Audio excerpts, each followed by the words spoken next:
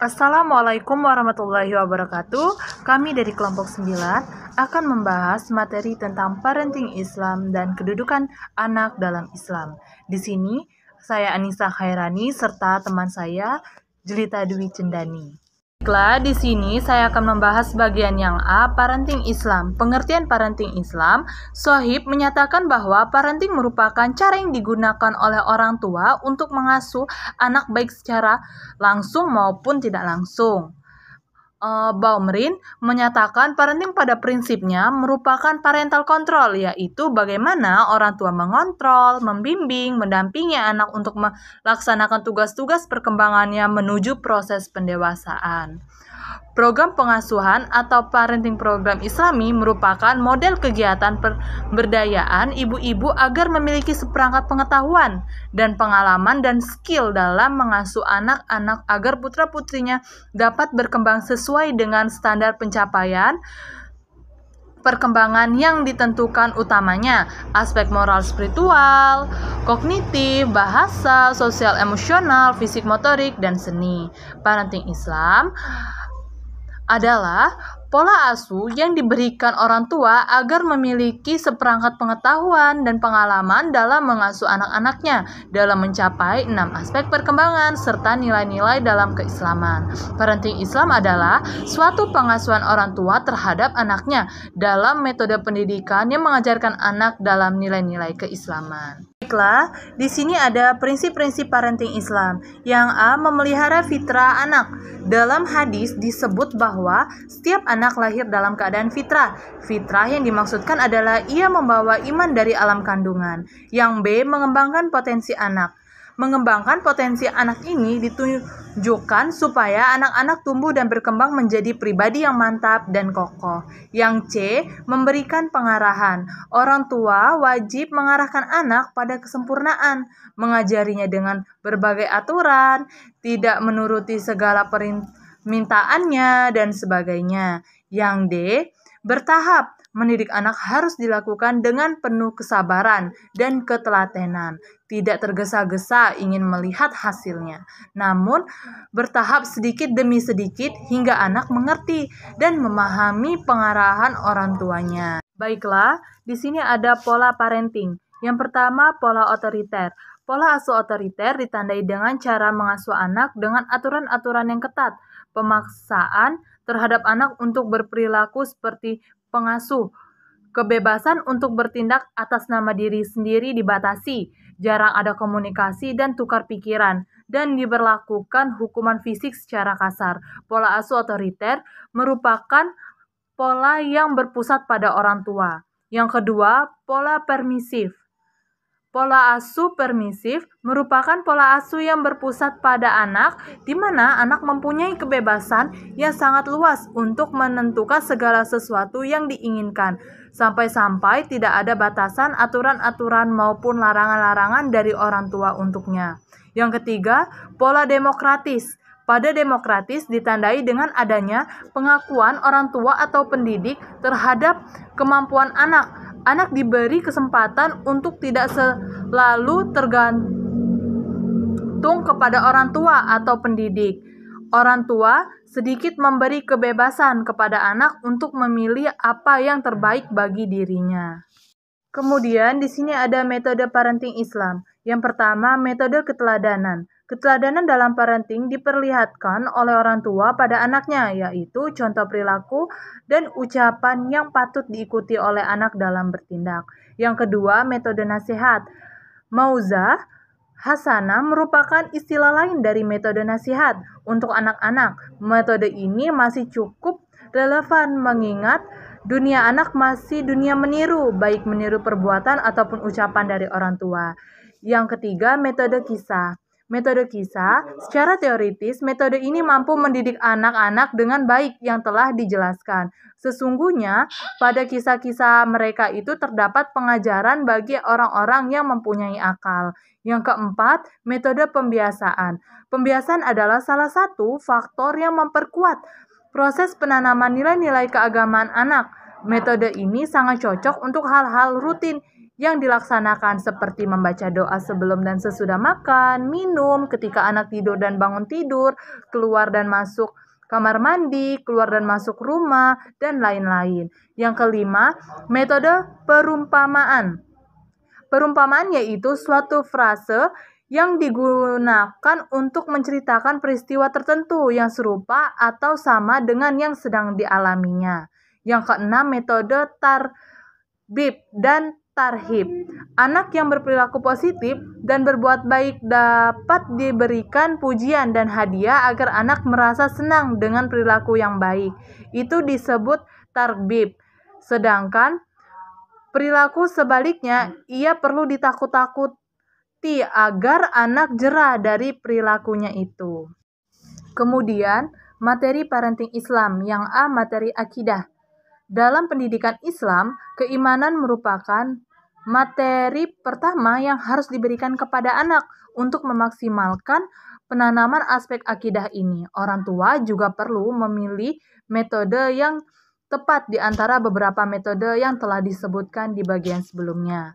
Materi ibadah. Pendidikan dalam beribadah bagi anak ini terbagi dalam 5 dasar. Pembinaan yang meliputi pembinaan syahadatain, sholat, puasa, zakat, dan ibadah haji. Materi ibadah ini sangat penting bagi anak, jadi orang tua perlu mengajarkan anak dalam materi tersebut. Kemudian ada materi akhlak. Akhlak adalah perangai atau sikap yang dapat dibina dan diciptakan dalam diri masing-masing pribadi anak, sehingga dapat dirubah melalui proses pendidikan. Oleh karena itu, pendidikan akhlak sangat perlu bagi anak, agar anak mempunyai akhlak yang baik. Kemudian, materi akliyah. Materi pendidikan akal yang diberikan kepada anak harus disesuaikan dengan tahap-tahapan perkembangan dan kemampuan akal anak. Bermain sebagai salah satu aktivitas fisik merupakan suatu naluri yang dimiliki oleh setiap anak.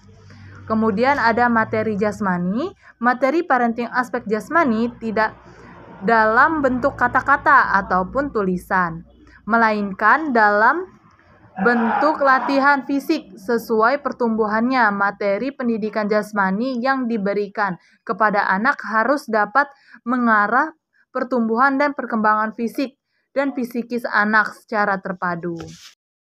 Kemudian, pengasuhan orang tua dalam Islam. Mendidik anak-anak menjadi manusia yang taat beragama Islam ini pada hakikatnya adalah untuk melestarikan fitrah yang ada dalam setiap diri pribadi manusia, yaitu beragama tauhid agama Islam.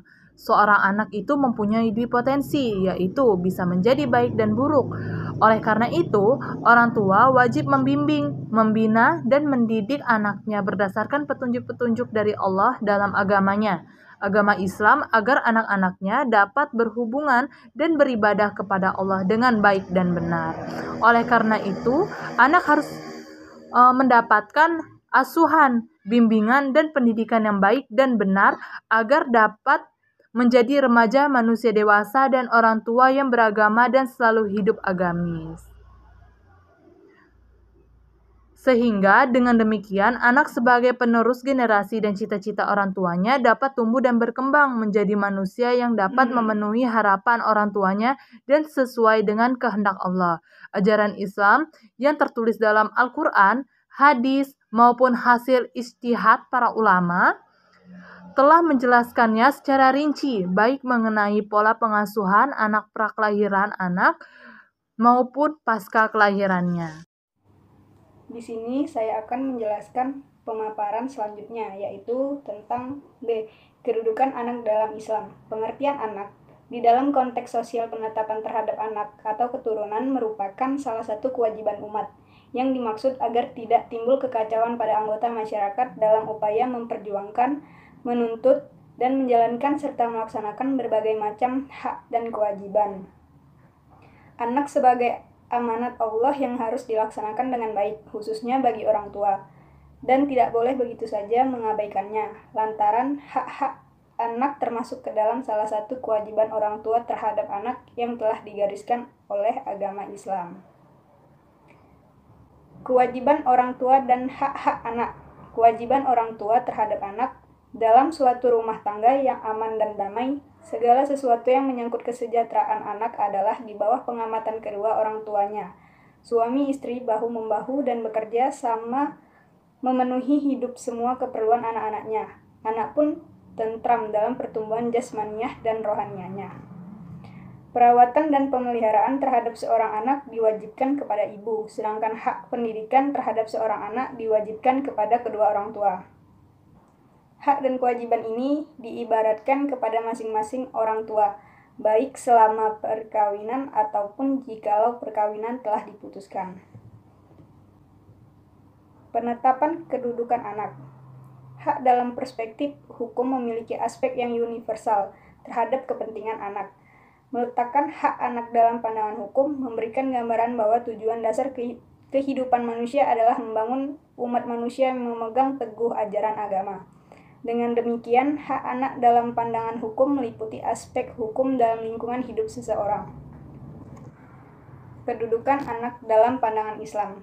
Berikut ini adalah pandangan Al-Quran tentang anak yang perlu kita ketahui dalam mendidik anak.